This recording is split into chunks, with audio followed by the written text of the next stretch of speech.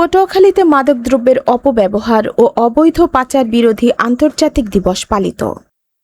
মোহাম্মদ আরিফুজ্জামান তুহিন শরীফের তথ্যচিত্রে দেখুন বিস্তারিত।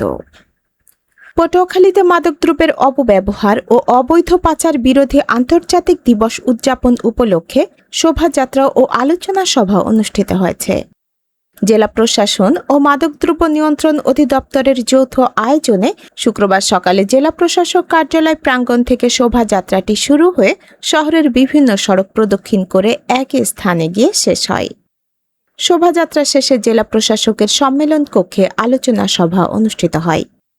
অতিরিক্ত জেলা প্রশাসক শিক্ষা আইসিটি মোহাম্মদ তারেক হাওলাদার এর সভাপতিত্বে আলোচনা সভায় প্রধান অতিথির বক্তব্য রাখেন জেলা প্রশাসক ডক্টর মোহাম্মদ শহীদ হোসেন চৌধুরী।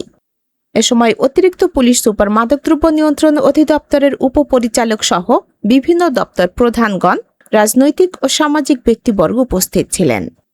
দিবসটির উদযাপনে এবারের প্রতিপাদ্য ছিল বিশ্বব্যাপী মাদক সমস্যা, নতুন চ্যালেঞ্জ ও উদ্ভাবনী পদক্ষেপ।